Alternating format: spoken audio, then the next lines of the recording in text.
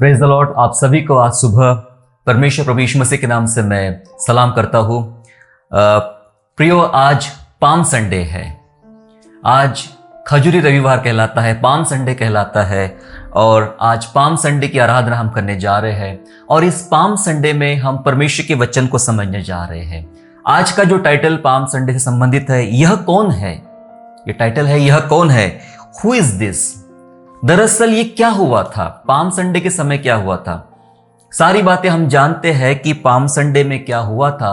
प्रभु यीशु मसीह का यरूशलेम में आगमन होता है और भीड़ उनको देखने के लिए वहां पर आ जाती है, क्योंकि उन्होंने लाजर को जिंदा किया था। और वो लाजर को जो जिंदा हुआ था मुर्दों में से, ये बहुत बड़ा चमत्कार वहां पर हुआ था और यही कारण से लोग उनको देखना चाह रहे थे, मिलना चाह रहे थे। और प्रभु यीशु मसीह जब यरूशलेम में प्रवेश करते तो गधे के बच्चे पर बैठ के प्रवेश करते हैं। वही यह घटना हुई जहां किसी ने यह कहा, यह कौन है?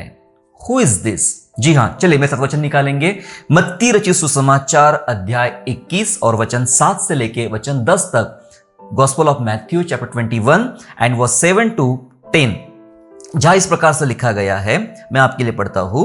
और गधी और बच्चे को लाकर उस पर अपने कपड़े डाले और वह उन पर बैठ गया। जी हां, गधे के बच्चे को लाया गया और उस पर कपड़े डाले और उस पर प्रभु यीशु मसीह बैठ गया। और बहुत सारे लोगों ने अपने कपड़े मार्ग में बिछाए और लोगों ने पेड़ों से डालियां काटकर मार्ग में बिछाई। और जो भीड़ आगे जाती और पीछे पीछे चली आती थी, पुकार पुकार कर कहती थी कि दाऊद की संतान को होशाना, धन्य है वह जो प्रभु के नाम से आता है, आकाश में होशाना। जब उसने यरूशलेम में प्रवेश किया तो सारे नगर में हलचल मच गई और लोग कहने लगे, यह कौन है? जी हां, जब यीशु ने यरूशलेम नगर में प्रवेश किया और सारे नगर में हलचल मच गई। जी हां, यीशु जब आता है तो हलचल जरूर मचती है। Praise the Lord. चाहे वो आपके कलीसिया में हो, चाहे वो आपके व्यक्तिगत जीवन में हो, चाहे वो आपके परिवार में हो, जब भी यीशु आता है तो हलचल बड़ी मच जाती है, क्योंकि यीशु उजियाला है, यीशु प्रकाश है, ज्योति है। और जैसे वो ज्योति चमकती है तो अंधकार भाग जाता है। अंधकार के राज्य में हलचल मच जाती है, वो भागना शुरू कर देते हैं। और ज्योति के राज्य में हलचल का मतलब यह होता है कि यहां अब बड़े काम होना शुरू हो जाएंगे, इसलिए ज्योति के राज्य में भी हलचल हो जाती है। यहां जो हलचल मची, ये नगर के लोग हैं। ये नगर के लोगों में कुछ ऐसे लोग हैं जो यीशु के दीवाने हैं, यीशु को देखना चाह रहे, मिलना चाह रहे, आराधना करना चाह रहे, उसका स्वागत करना चाह रहे, उसको धन्यवाद करना चाह रहे। पर कुछ भीड़ में ऐसे भी लोग हैं जो यीशु को नहीं जानते हैं, या कपटी लोग कह सकते हैं उनको। कपटी लोग भी थे जो प्रभु यीशु मसीह को पकड़वाना चाहते थे। और उन्हें ऐसा करना, ये जो लोगों के द्वारा खजूर की डालियां डालना, क्योंकि वहां का एक प्रथा थी ऐसी, खजूर की डाली से स्वागत किया जाता था। खास व्यक्ति के लिए खजूर की डालियों से ही स्वागत किया जाता था, वहां के कल्चर ऐसा था। तो ये सब करना उनको पसंद नहीं था। जब हम यही कहानी को यूहन्ना के सुसमाचार में पढ़ते हैं तो वहां बोला, फरीसी शास्त्री ने आकर बोला, गुरु तेरे चेलों को डांट, ये क्यों ऐसा चिल्ला रहे हैं, तेरी आराधना क्यों कर रहे हैं? प्रभु यीशु ने बताया कि अगर ये खामोश हो जाए तो पत्थर चिल्ला उठेंगे। जी हां, ये हलचल मच गई है अंधकार के राज्य में और ज्योति के राज्य में भी एक बड़ी हलचल सी मच गई है। लेकिन स्पेशली यहां जो लोग अंधकार के लोग हैं, कपटी लोग हैं, ये कहने लगे, क्योंकि उन्हें पता ही नहीं था कि यह कौन है। ये कहने लगे कि यह कौन है जिसके लिए इतना सब हो रहा है। फिर कुछ लोग आके बोलते, ये तो गलील का एक भविष्यवक्ता है। बहुत सी बातें वो कहने लगे क्योंकि यीशु के आने से हलचल मच गई। एक प्रश्न दिमाग में उठता है, मन में उठता है, यह कौन है? यह प्रश्न जो है, ये सिर्फ उन लोगों के लिए नहीं है जो प्रभु यीशु मसीह को नहीं जानते हैं। ठीक है, वो नहीं जानते, उन्हें पता ही नहीं है कि यह कौन है। लेकिन जो विश्वास करते हैं, जो प्रभु यीशु को जानते हैं, कई बार मैं उनको भी इस प्रकार के अंधेरे में देखता हूं। उन्हें भी नहीं पता कि यह कौन है। वे प्रभु की सामर्थ को नहीं पहचान पा रहे। चर्च में आते हैं, प्रभु की सामर्थ को नहीं पहचान पा रहे। वे आराधना करते हैं लेकिन प्रभु को नहीं पहचान पा रहे, प्रभु की आशीषें लेते लेकिन प्रभु को नहीं पहचान पा रहे। आज भी एक बहुत बड़ा प्रश्न उनके दिमाग में लगा हुआ है कि यह कौन है जो जिसके साथ में जीवन जी रहा हूं, जिसके साथ में बैठ रहा हूं, यह कौन है? एक बहुत बड़ा प्रश्न है। आज इसी प्रश्न पर पाम संडे के अवसर पर हम जवाब ढूंढेंगे और वो भी बाइबल से कि यह कौन है। चलो आज जो प्रभु यीशु मसीह को नहीं जानते हैं उनको भी जवाब मिल जाएगा वचन में से, और जो प्रभु को जानते हैं फिर भी वे अंधेरे में हैं, उनको नहीं समझ में आ रहा यह कौन है, उनको भी आज पवित्र शास्त्र में से जवाब मिल जाएगा कि यह कौन है जो गधी के बच्चे पर बैठकर आया और सारे लोग होशन्ना के नारे लगा रहे हैं और रास्ते में कपड़े बिछा रहे, खजूर की डालियां बिछा रहे। आखिर यह कौन है? चलिए इस परमेश्वर को जो यह कौन है जानने का प्रयास करेंगे। इनको जानने के लिए हमें थोड़ा सा पुराने नियम को भी जानना पड़ेगा, ओल्ड टेस्टामेंट को भी हमें जानना पड़ेगा। और जब उस ओल्ड टेस्टामेंट को जानेंगे तो हमें नए नियम को जानने का सही ढंग से अवसर मिलेगा। ओल्ड टेस्टामेंट को जानने के लिए हमें चलना पड़ेगा उत्पत्ति की पुस्तक में, बुक ऑफ जेनेसिस में चले चैप्टर 17 अध्याय और वचन 6, जहां पर हम जानते हैं कि परमेश्वर के दूत इब्राहिम से बात करने आते हैं, उसको एक संदेश देने आते हैं कि तेरी अभी कोई संतान नहीं है, तुझे एक संतान होगी। बस वही वाक्य मैं आपके सामने रखना चाहता हूं। 17वां अध्याय और वचन 6 इस प्रकार से कहता है, और मैं तुझे अत्यंत ही फुलाऊं और फलाऊंगा और तुझको जाति जाति का मूल बना दूंगा और तेरे वंश में राजा उत्पन्न होंगे। हालेलुया।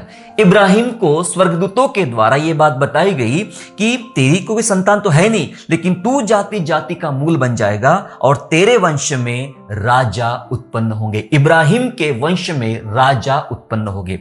जब आप इब्राहिम के वंश को प्रॉपर स्टडी करते हो, उसका वंश कैसे आगे बढ़ा, और जब आप पहला राजा, दूसरा राजा, इतिहास की पुस्तकों में जब पढ़ते हैं राजाओं का वर्णन आता है, नबियों की पुस्तकों में राजाओं का वर्णन आता है, तब हमें यह पता चलता कि इब्राहिम के वंश में से काफी राजा निकले। कुछ राजा बहुत फेमस, जैसे दाऊद, जैसे सुलेमान, है ना, ये राजा बड़े फेमस है क्योंकि इब्राहिम के वंश में से राजा उत्पन्न हुए। और जब प्रभु यीशु मसीहा का जन्म होता है तो वो भी एक राजा है। जी हाँ, वो भी एक राजा है, क्योंकि जब ज्योतिष लोग ढूंढते ढूंढते आए बैतलहम में तो हेरोदेस को बोला कि यहूदियों के राजा का जन्म हुआ है, यहूदियों के राजा का जन्म हुआ है और हम उसको दंडवत करने आए हैं। वो राजा था। यीशु मसीह भी जब उसकी वंशावली आप पढ़ते हो तो इब्राहिम की वंशावली से संबंधित है, क्योंकि इब्राहिम के साथ एक वाचा बांधी गई थी कि तेरे वंश में राजा उत्पन्न होंगे। जब हम पुराने नियम में ही जकरिया नबी की पुस्तक को पढ़ते हैं, जकरिया में पढ़ते हैं अध्याय 9 और चैप्टर 9 और वचन 9 में पढ़ते हैं तो वहां इस प्रकार लिखा है, हे सियोन बहुत मगन हो, हे यरूशलेम जय जयकार कर, क्योंकि तेरा राजा तेरे पास आएगा। कौन आएगा? तेरा राजा तेरे पास आएगा। वह धर्मी और उद्धार पाया हुआ है, वह दीन है और गधे पर वरन गधी के बच्चे पर चढ़ा हुआ है। गधी के बच्चे पर चढ़कर तेरा राजा तेरे पास आएगा। एक ऐसा हमारा राजा जिसका वाहन कोई घोड़ा नहीं, कोई हाथी नहीं, कोई बहुत शक्तिशाली जानवर नहीं, एक निर्बल जानवर, एक कमजोर जानवर जिसकी मजाक उड़ाई जाती है। गधे पर बैठकर आता है। वो सिखाता है कि मैं इतना नम्र हूं, मैं नम्र को ही चुनता हूं, छोटों को ही चुनता हूं और उनके द्वारा अपनी महिमा कराता हूं। वो एक राजा है मेरे प्यारो। इब्राहिम के वंश से राजा। सिर्फ बात इब्राहिम से नहीं हुई थी। जब आप 17वें अध्याय में जब आगे पढ़ते हो तो जब सारा से बात की जा रही थी तो सारा को भी सेम बात बताई गई कि आज के बाद तेरा नाम सारे नहीं सारा होगा, क्योंकि तेरे वंश में राजा उत्पन्न होंगे। जी हाँ, हमें समझने की बात है कि उसके वंश में राजा उत्पन्न होंगे। यीशु मसीह की आशीष दाऊद से होकर इब्राहिम से लेकर आई है। हालेलुया। सो यीशु मसीह कौन है? यीशु मसीह राजा है, लेकिन वो ये संसार के समान छोटे छोटे राज्यों का राजा नहीं है। कुछ राजा ऐसे होते थे, 4-5 गांव मिल जाए तो उसका एक राजा होता था, छोटा एक स्टेट मिल जाए तो उसका एक राजा बनता था, या कोई देश मिल जाए उसका राजा होता था। जिस राजा का मैं वर्णन आज आपके सामने रख रहा हूं, वो राजा कोई साधारण राजा नहीं है, वो ऑर्डिनरी राजा नहीं है। बाइबल उसके बारे में बात करती है। प्रकाशित वाक्य अध्याय 17 और वचन 14 में, रेवलेशन चैप्टर 17 एंड वर्स 14 में ऐसा लिखा है, ये मेमने से लड़ेंगे और मेमना उन पर जय पाएगा, क्योंकि वो प्रभुओं का प्रभु और राजाओं का राजा, he is a king of king and lord of lord. Hallelujah. वो कोई साधारण राजा नहीं है, वो दाऊद से भी बड़ा राजा है, वो सुलेमान से भी बड़ा राजा है। हालेलुया। सो यह राजाओं का राजा है। एक शब्द में बता दूं तो सभी राजाओं से श्रेष्ठ है, सभी राजाओं से श्रेष्ठ है। राजा का काम क्या है? राजा की भूमिका क्या है? राजा की भूमिका यह है कि अपने लोगों की सुधि लेना, अपने लोगों पर प्रभुत्व करना, उनका अन्नदाता बनना, उनके लिए इंतजाम करना, उनकी सुरक्षा के लिए मजबूत ढाल बनना। और जब आत्मिक जीवन में हम जी रहे मेरे प्यारों, आत्मिक जीवन में शैतान अपने आप को राजा बनाने का प्रयास कर रहा है। बाइबल कहती है आकाश का हाकिम तुम पर प्रभुता कर रहा है। ये आकाश का हाकिम लड़ झगड़ के लोगों को अपने कब्जे में करना चाहता है और वह उनका मालिक बनना चाहता है। यीशु मसीह ने जब लोगों को डांटा तो कहा कि तुम उस दुष्ट से हो, झूठ का पिता शैतान है और तुम अपने पिता से हो, वो धूर्त से तुम लोग हो, है ना। तो आकाश का हाकिम यानी शैतान लोगों पर कब्जा करना चाह रहा है, जबरदस्ती राजा बनना चाह रहा है। मेरे प्यारों, आत्मिक युग का अगर कोई राजा है, कलीसिया का अगर कोई राजा है, आपका और मेरा कोई राजा है जो हम पर प्रभुत्व करेगा, जो हमारी सुधि लेगा, हम पर अधिकार रखेगा, हमारा अन्नदाता बनेगा, हमारे लिए सब बातों की भरपूरी करेगा और साथ ही साथ हमारे लिए एक बड़ा रक्षक बन के खड़ा रहेगा, वो है हमारा राजा प्रभु यीशु मसीह, जो सभी राजाओं से श्रेष्ठ है। अभी समय नहीं है कि सभी राजाओं के साथ तुलना करके ये मैं साबित करूं कि यीशु मसीह सबसे श्रेष्ठ है, लेकिन मैं एक शब्द में बता देना चाहता हूं कि यीशु सभी राजाओं से श्रेष्ठ है। क्या सवाल था लोगों के पास? ये कौन है जिसके लिए डालियां बिछाई जा रही है, जिसके लिए कपड़े बिछाए जा रहे हैं, जिसके लिए इतना शोरगुल हो रहा है? ये कौन है? आज उनको नहीं पता ये कौन है। मैं बता देना चाहता हूं, ये राजा है, परमेश्वर राजा है, यीशु मसीह राजा है। और कलीसिया को, अगर कलीसिया अंधेरे में है, कलीसिया को ये समझ में नहीं आ रहा है, चर्च को ये समझ में नहीं आ रहा है कि यीशु कौन है, कि अभी ऐसा ट्रेंड चल रहा है कि लोगों ने यीशु मसीह को एक साधारण व्यक्ति बना डाला है। जब जब चंगाई लगेगी तब वे प्रभु के पास आते हैं, जब कोई बात की जरूरत पड़ती तब वे प्रभु के पास आते हैं। उन्हें यही सब पता है, चंगाई क्या होती है, आशीष क्या होती है, ब्लेसिंग क्या होती है। उन्हें यह नहीं पता कि मेरे आत्मिक जीवन पर जिसकी प्रभुत्व होना चाहिए, जिसका अधिकार होना चाहिए, वो एक राजा है, हमारे ऊपर एकमात्र राजा है, जिसका नाम प्रभु यीशु मसीह। मेरे प्यारों, अगर ये सवाल आपके मन में चल रहा है, प्रश्न ये चल रहा है कि हु इज दिस, ये कौन है, उन्हें पता ही नहीं ये कौन है, मैं बता दूं, वो राजा है, वो राजा है। कई सारे लोग प्रभु यीशु मसीह के समय में भी उसके साथ चलते थे और उनको भी नहीं पता था ये कौन है, ये कौन है। कई बार यीशु मसीह बताता था मैं वही हूं, पर वे सुनने को खाली नहीं थे। एक सूबेदार की घटना बाइबल में है। वो सुनता था कि यीशु मसीह हमेशा बोलता था कि मैं परमेश्वर का बेटा हूं, मैं परमेश्वर का पुत्र हूं, लेकिन जब यीशु मसीह ने अपना प्राण क्रूस पर दिया तो उस सूबेदार ने बोला निश्चय ये परमेश्वर का पुत्र है। वो साथ में रह के भी नहीं जान पाए। कई सारे विश्वासी यीशु के साथ चलते थे तब भी नहीं जान पाए कि वह राजा है। जी हां, पहली बात मैंने बताया, यह कौन है? यह राजा है, वरन सभी राजाओं से श्रेष्ठ है। अगली और बात पढ़ेंगे, क्योंकि यह बात हमारे लिए जानना जरूरी हो जाता है, क्योंकि जब कलीसिया आगे बढ़ रही थी तो यहूदियों के बहुत सारे लोग यूहन्ना बपतिस्मा देने वाले के चेले बन रहे थे। जी हां, यूहन्ना बपतिस्मा देने वाले के चेले बन रहे थे। और उन दिनों यूहन्ना से बड़ा कोई भविष्यवक्ता नहीं था, उन दिनों यूहन्ना से बड़ा कोई गुरु नहीं था। और भीड़ की भीड़ यरदन नदी के पास जाकर बपतिस्मा लेती थी, क्योंकि वह मन फिराव का बपतिस्मा देता था और लोग उसको मानते थे, बहुत आदर करते थे और उसकी बड़ी धाक वहां पर थी। लेकिन यूहन्ना ने क्या कहा उसको समझना हमारे लिए जरूरी है। हम चलेंगे यूहन्ना का सुसमाचार अध्याय 1 और वचन 30, John Gospel chapter 1 and verse 30, जहाँ इस प्रकार से लिखा है, यूहन्ना कह रहा है यह वही है। सवाल क्या है आज हमारा? आज हमारा सवाल है, यह कौन है? उत्तर ढूंढ रहे हम लोग, बाइबल जवाब दे रही है। यूहन्ना कह रहा है, यह वही है जिसके विषय में मैंने कहा था कि एक पुरुष मेरे पीछे आता है जो मुझसे श्रेष्ठ है, और क्योंकि वह मुझसे पहले था। देखा जाए तो यूहन्ना उम्र में बड़ा है, देखा जाए तो यूहन्ना के ज्यादा चेले हैं, देखा जाए तो लोग उसको बहुत ज्यादा सम्मान कर रहे प्रभु यीशु मसीह से भी। पर यूहन्ना किसका सम्मान कर रहा है? यूहन्ना किसको श्रेष्ठ मान रहा है? उसने जवाब दिया ये प्रश्न का जो लोगों के अंदर उठ रहा था, यह कौन है? यूहन्ना ने जवाब दिया, ये वही है जिसके विषय में मैंने कहा था, एक पुरुष मेरे पीछे आता है जो मुझसे भी श्रेष्ठ है। हालेलुया!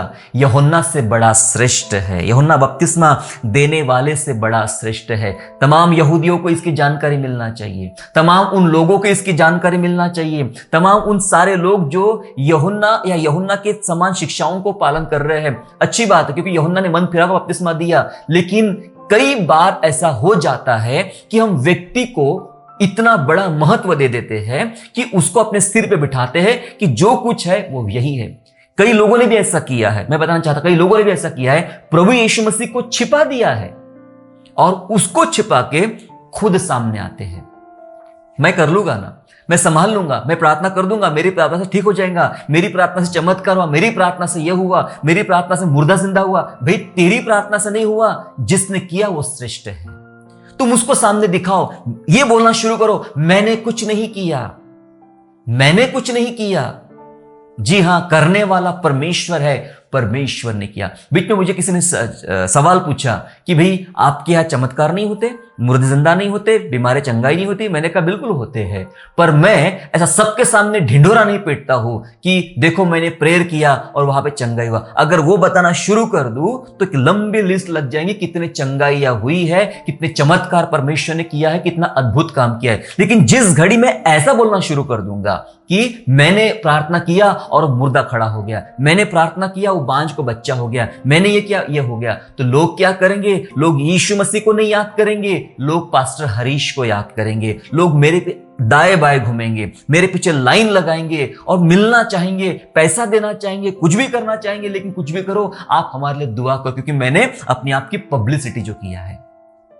जी हां, इसलिए मैं ऐसी बातों को ज्यादातर सबके सामने नहीं शेयर करता। यह बात मेरी और मेरे कलीसिया के बीच में रहती है और प्रभु जानता है। मुझे यहां इसलिए बुलाया गया है कि मैं प्योर परमेश्वर का वचन आपके सम्मुख बांटूं। मुझे सामने आना ही नहीं है, मुझे तो प्रभु को सामने लाना है। कई लोगों ने यही गलतियां किया है कि वो सामने आए, उन्होंने कहा मैं श्रेष्ठ हूं, मेरे द्वारा बड़े बड़े काम हो रहे हैं। जितने लोगों ने मनुष्य को अपने सिर पे बिठा के रखा है, मैं बताना चाहता हूं ये बहुत ही बड़ी मूर्ति पूजा का एक भाग है जो सही नहीं है। लोगों की महिमा करना सही नहीं है, प्रचारकों की महिमा करना सही नहीं है, उनके फॉलोअर्स बनना सही नहीं है। हमें यीशु मसीह के फॉलोअर बनना है। यहां एक आदमी ऐसा है जिसके पीछे हजारों लाखों की भीड़ चल रही है और वो कह रहा है जो मेरे बाद आ रहा है वो मुझसे भी श्रेष्ठ है। जितनों ने यूहन्ना को माना, यूहन्ना ने उसका जवाब दिया ये मुझसे श्रेष्ठ है। और फरीसी, शास्त्री और ये कपटी लोग ढूंढते रह गए, ये गधे पर बैठ के जो आ रहा है ये कौन है? सवाल ये कौन है? मैंने पहला जवाब दिया, ये राजाओं से भी श्रेष्ठ है, जिसका नाम यीशु है। ये प्रभु यीशु मसीह राजाओं से तमाम, क्योंकि ऐसा लिखा है उसके बारे में, is the king of king, राजाओं का राजा, वो तमाम राजाओं से श्रेष्ठ है। यह यूहन्ना बपतिस्मा देने वाले से भी श्रेष्ठ है। यूहन्ना बपतिस्मा देने वाले से भी श्रेष्ठ है। क्या आज आपके मन में ऐसी कोई मूर्त बना के रखी जो आप सोचते ये महान है, ये महान है? कई लोगों को बाइबल नहीं पता, बाइबल पढ़ते ही नहीं है, बस भीड़ आ रही है चर्च में आ रही, कुछ नहीं साहब चंगाई दे दो, ये कर दो वो कर दो। बाइबल को पढ़ना शुरू करें। बाइबल का परमेश्वरी सबसे महान परमेश्वर जो आपको जवाब देगा कि मैं कौन हूं। जब यूहन्ना बपतिस्मा देने वाले से भी पहले, यानी उस समय तक बोल सकते हैं कि भविष्यवक्ताएं हुआ करते थे, भविष्यवक्ता हुआ करते थे और लोग भविष्यवक्ताओं को मानते थे। आप जानते हैं भविष्यवक्ताओं की बात पत्थर की लकीर होती थी, जो कह दिया सो कह दिया। आप पढ़िए एलिया के बारे में, एलिशा के बारे में, यशाया के बारे में। ये जो नबी थे जब बात करते थे तो अधिकार से बात करते थे, जो कहते थे बिल्कुल होता था, 100% होता था और इनकी बात पत्थर की लकीर होती थी। बड़े बड़े राजा जी हां, बड़े बड़े राजा भविष्यवक्ताओं के कदमों में गिरते थे कि साहब बता दीजिए, मैंने लड़ाई पे जाना है क्या, मैंने ये करूं क्या, सब बात पूछते थे भविष्यवक्ताओं के द्वारा। इतना उनका रिस्पेक्ट था, इतना उनका आदर था, और भविष्यवक्ताओं से बड़ा उनके आगे कोई भी नहीं जाता था। प्रत्येक राजा और राजा के बाद फिर भविष्यवक्ता हुआ करते थे। लेकिन यीशु मसीह के बारे में जब हम बात पढ़ रहे हैं, ये जो गधे के बच्चे पर बैठकर आ रहा है, यह कौन, एक सवाल उठा, तो उसका जवाब हम ढूंढ रहे हैं, जिसके लिए हमें चलना पड़ेगा इब्रानियों की पुस्तक में, पहला अध्याय, पहला और दूसरा वचन, book of Hebrew chapter 1 and verse 1 and verse 2। ऐसा लिखा है, पूर्व युग में परमेश्वर ने बाप दादों से थोड़ा थोड़ा करके और भांति भांति से भविष्यवक्ताओं के द्वारा बात करके, सुनिएगा, भविष्यवक्ताओं के द्वारा बात करके इन दिनों के अंत में हमसे पुत्र के द्वारा बातें की, जिसे उसने सारी वस्तुओं का वारिस ठहराया और उसी के द्वारा उसने सारी सृष्टि रची। यह कौन है? यह कौन है? यह भविष्यवक्ताओं से भी श्रेष्ठ है। हालेलुया। ये भविष्यवक्ताओं से भी श्रेष्ठ है। भविष्यवक्ता बहुत ही बड़े प्रॉफिट माने जाते थे और उनसे श्रेष्ठ, क्योंकि लिखा है यहां, पहले परमेश्वर भविष्यवक्ताओं के द्वारा बात करता था, लेकिन अब उसने अपने वारिस यानी पुत्र के द्वारा बात किया। जी हां, भविष्य यीशु मसीह सिर्फ साधारण कोई भविष्यवक्ता नहीं है, वो तो पुत्र है और भविष्यवक्ताओं से भी बढ़कर लिखा है कि उसी के द्वारा, उसी को वारिस ठहराया, उसी के द्वारा सारी सृष्टि की रचना की। मतलब इस दुनिया में जो कुछ भी दिखाई पड़ता है वो सब प्रभु यीशु मसीह के द्वारा बना। समंदर, पहाड़, आकाश, सूर्य, चंद्र, पृथ्वी, मैं, आप, एवरीथिंग, सब कुछ यीशु मसीह के द्वारा तैयार किया गया है, यीशु मसीह के द्वारा रचा गया है। यीशु वो है जो भविष्यवक्ताओं से भी श्रेष्ठ है। कई बार भविष्यवक्ताओं का महत्व बहुत ज्यादा बाइबल बताती है, होता है, लेकिन हमें जानना है, ये उस समय के यहूदियों को, उस समय के शास्त्री और फरीसियों को भी नहीं पता चला, इसलिए तो सवाल उठा उनके मन में कि यह कौन है। मैं बता देना चाहता हूं, ये भविष्यवक्ताओं से भी श्रेष्ठ है। हालेलुया। क्या कलीसिया को पता ये वाली बात? जिस यीशु के पीछे आप चल रहे हो, जिस यीशु की आराधना कर रहे हो, ये खजूर की डालियां लेके आ रहे, तो कुछ समझ भी रहे इसका मीनिंग क्या है? ये जो पाम संडे की आराधना कर रहे हो, इसका मीनिंग क्या है? समझ में आ रहा है? या बस ट्रेडिशनली सब करते हैं, आज का त्योहार है, आज की तारीख है, करना है, इसलिए हमें करना है। जानते भी है ये कौन है? जिस घड़ी जान लेंगे उस घड़ी घुटने टिक जाएंगे उसके आगे। जिस घड़ी जान लेंगे उसका रिस्पेक्ट, उसका आदर, उसकी आज्ञाकारिता हमारे अंदर भर जाएंगी और हम डर मानना शुरू करेंगे, भय मानना शुरू करेंगे परमेश्वर का। मैंने अभी तक आपको 3 बातें बताया। राजाओं से श्रेष्ठ है, यूहन्ना बपतिस्मा देने वाले से श्रेष्ठ है, भविष्यवक्ताओं से श्रेष्ठ है। अगली बात, अब अगली बात, और कौन बचता है? और कौन बचता है? जी हां, आपको पता है, कई बार आपने देखा होगा जब हम बाइबल पढ़ते हैं, पुराने नियम से लेकर नए नियम तक, तो एक स्पेशल एंजल रखे परमेश्वर ने, स्वर्गदूत रखे। और इस स्वर्गदूत के पास क्या पावर है? वो इब्राहिम के पास जाते हैं, मूसा के पास जाते हैं, मरियम के पास जाते हैं, है ना, चेलों के पास जाते हैं, संदेश देना, लड़ाई करना। इनके पास बड़ी बड़ी सेना है स्वर्गदूतों के पास लड़ाई करने की। ये बहुत पावरफुल, जो कहेंगे वो कर देंगे। आग लगाना है, कुछ भी करना है, ये स्वर्गदूतों का काम है। और कई बार ऐसा होता है कि कई बार हमें स्वप्नों में स्वर्गदूत दिखाई पड़ते हैं, स्वर्गदूत के द्वारा बातें दिखाई पड़ती है और ऐसा लगता है ये महान है। दरअसल जब बाइबल के लोगों ने स्वर्गदूतों को देखा, तो जहां जहां स्वर्गदूत का शब्द आया है, वहां दरअसल परमेश्वर का शब्द आया है। मतलब ऐसी तुलना की गई कि मानो परमेश्वर बात कर रहा है, स्वर्गदूत बात कर रहा है तो मानो परमेश्वर बात कर रहा है। इतने पावरफुल होते स्वर्गदूत, इतने सामर्थ्य होते स्वर्गदूत, इतनी शक्तियां उनके पास में, इतने अधिकार उनके पास में है। लेकिन जो गधे पर बैठकर आ रहा है, हम तो उसकी बात कर रहे हैं, सवाल पे बात कर रहे हैं, ये कौन है? यह बाइबल में लिखा है, वही इब्रानियों की पत्री में पहला अध्याय और वचन 4 में ऐसा लिखा है, सुने, और स्वर्गदूतों से उतना ही उत्तम ठहरा जितना उसने उनसे बड़े पद का वारिस होकर उत्तम नाम पाया। यहां कौन है? यहां स्वर्गदूतों से भी उत्तम कोई है। स्वर्गदूत उत्तम है, पर स्वर्गदूतों से भी श्रेष्ठ, स्वर्गदूतों से भी श्रेष्ठ है। आपको और मुझे बात जानने की जरूरत है मेरे प्यारों, स्वर्गदूतों से खुश नहीं होना, यीशु से खुश होना, परमेश्वर के पुत्र से खुश होना कि मैंने परमेश्वर के पुत्र को देखा, परमेश्वर के पुत्र ने मुझसे बात किया, परमेश्वर के पुत्र ने मुझे आशीष दिया, उसको देखकर। क्योंकि यीशु जो है वो स्वर्गदूतों से भी श्रेष्ठ है। क्योंकि बहुत सारे लोग स्वर्गदूतों की पूजा करते हैं, स्वर्गदूतों की आराधना करते हैं। बाइबल के समय में भी होता था, आज भी होता है, स्वर्गदूतों की आत्माओं की भी आराधना की जाती है। लेकिन मैं बताना चाहता हूं, यहां जो यीशु है वो स्वर्गदूतों से भी श्रेष्ठ है। आपका दिमाग क्या बोल रहा है? आपका मन क्या बोल रहा है? जिस यीशु के सामने आप खजूर की डालें लेकर आए हो वो कितना महान है। डरना शुरू हो जाता है, इतना बड़ा, इतना सामर्थ्य परमेश्वर है। ये सवाल का जवाब होना चाहिए हम मेरे पास और आपके पास कि यह कौन है। अगली बात और जल्दी से पढ़ेंगे कि कौन है जो स्वर्गदूत श्रेष्ठ है, भविष्यवक्ताओं से श्रेष्ठ है, यूहन्ना बपतिस्मा देने वाले से श्रेष्ठ है, तमाम राजाओं से श्रेष्ठ है। और एक बात बचती, पता है बहुत पावरफुल क्या है दुनिया में? पावरफुल बात है स्वर्ग और पृथ्वी। जी हां, स्वर्ग बहुत बड़ा है, पृथ्वी इतनी बड़ी है हम उसको अंदाज नहीं लगा सकते। लेकिन प्रभु की नजर से देखें तो पृथ्वी बहुत छोटी है, पांव रखने की चौकी है, स्वर्ग उसका सिंहासन है। स्वर्ग बहुत बड़ा है, पृथ्वी से बड़ा स्वर्ग है। लेकिन क्या आप जानते हैं स्वर्ग से भी श्रेष्ठ कोई चीज हो सकती है? स्वर्ग से बड़ा भी कुछ हो सकता है। चले इब्रानियों वापस पहला अध्याय 10 और 11 वचन पढ़ेंगे। क्या है 10 और 11? यह लिखा है, और यह कि हे प्रभु, आदि में तूने पृथ्वी की नींव डाली और स्वर्ग तेरे हाथों की कारीगिरी है। तूने पृथ्वी की नींव डाली। कौन है ये? रचयिता है, क्रिएटर है, सृष्टि का क्रिएटर है। और इनको पता ही नहीं है कौन है ये पृथ्वी का, सृष्टि का क्रिएटर है। और लिखा है 11 वचन में, वे तो नाश हो जाएंगे। हालांकि तूने ही सब बनाया है, समंदर, पृथ्वी, ये सब कुछ तूने बनाया है, स्वर्ग तेरे हाथों की कारीगिरी है, ये सब नाश भी हो जाएंगे, परंतु तू बना रहेगा और वे सब वस्त्र की नाई पुराने हो जाएंगे। वे सब वस्त्र की नाई पुराने हो जाएंगे। कौन पुराने हो जाएंगे?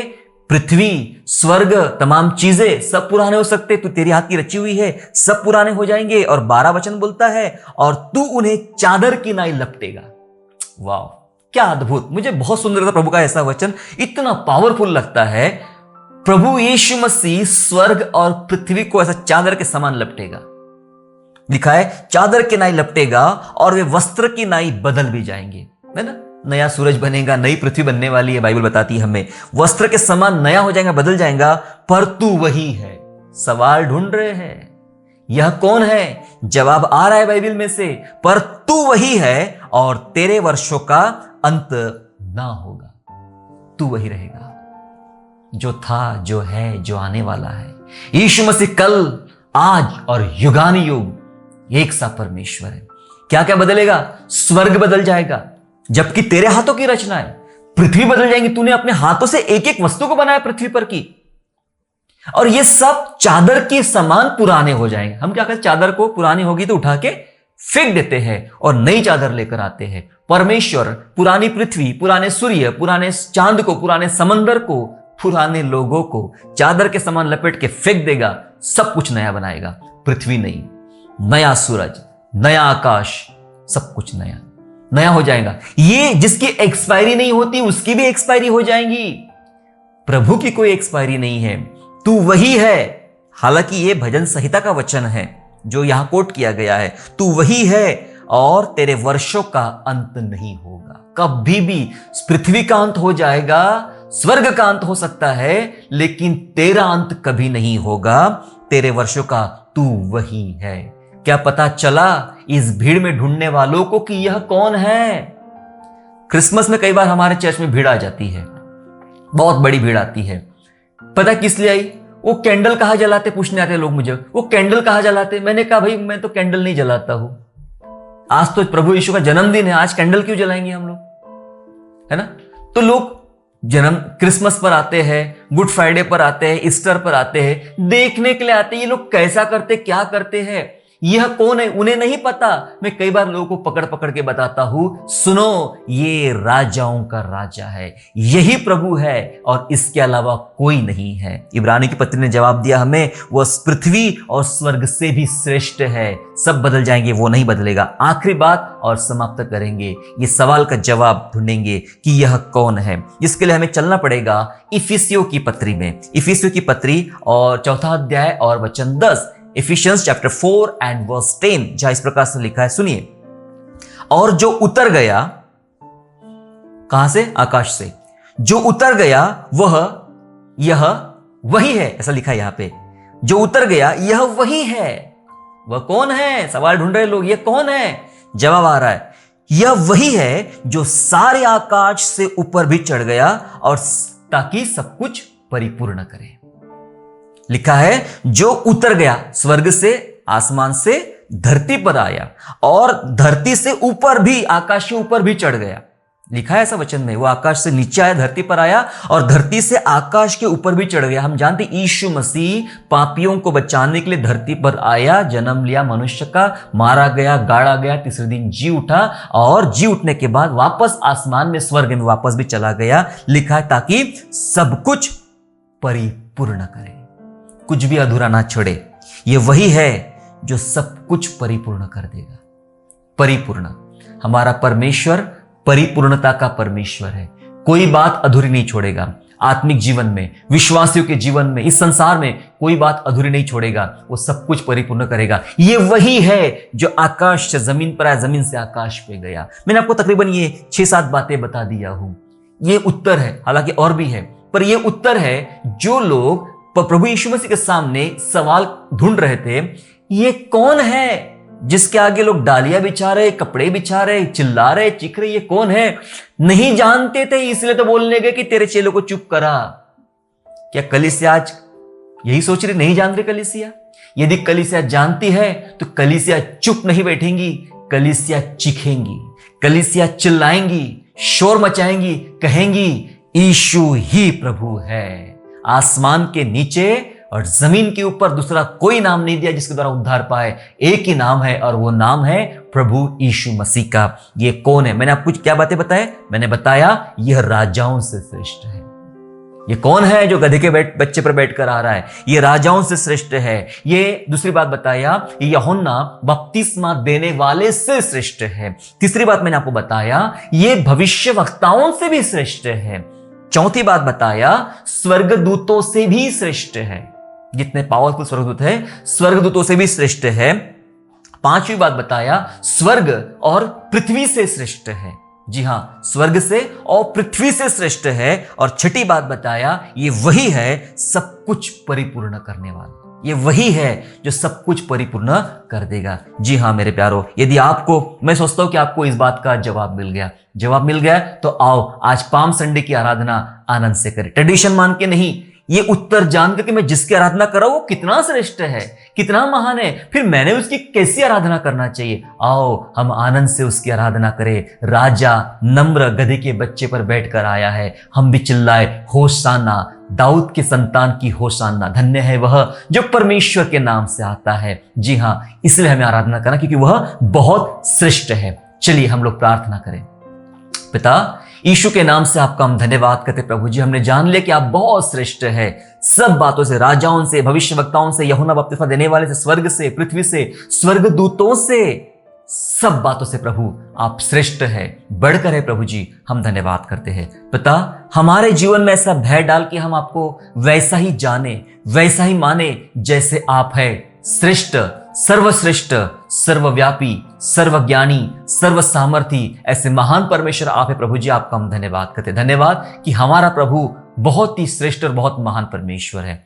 पाम संडे की आराधना कर रहे पिता परमेश्वर, हम सब लोग, हमारे पास आज शायद हाथों में खजूर की डालियां नहीं है, कपड़े नहीं बिछाने के लिए, पर मेरा मन तैयार है, मेरा दिल तैयार है। कपड़े के स्थान पे अपना हृदय हम बिछाते प्रभु जी। प्रभु वह खजूर की डाली की जगह अपने हाथों को ऊंचा उठाते प्रभु जी और अपने राजा का स्वागत करते हैं, अपने प्रभु का स्वागत करते हैं जो तमाम राजाओं से श्रेष्ठ है, स्वर्गदूतों से श्रेष्ठ है और भविष्यवक्ताओं से श्रेष्ठ है। ऐसे महान परमेश्वर को हम धन्यवाद करते हैं। हम अपने आप को धन्य समझते प्रभु, क्योंकि हमारे लिए ऐसे महान परमेश्वर ने अपना बलिदान दिया है, जिसकी वजह से आज हमें एक जीवता और सच्चा परमेश्वर मिला है। हम धन्यवाद करते हैं। इस समय मेरे तमाम भाई और बहनों को प्रभु आप आशीष दीजिए पिता परमेश्वर, और प्रभु की सच्ची पहचान जो सब बातों में श्रेष्ठ है, ये सब पर प्रकट होने वाली बने प्रभु। धन्यवाद स्तुति करते, धन्यवाद के साथ ये प्रार्थना उद्धारकर्ता प्रभु यीशु मसीह के नाम से मांगते हैं, आमीन।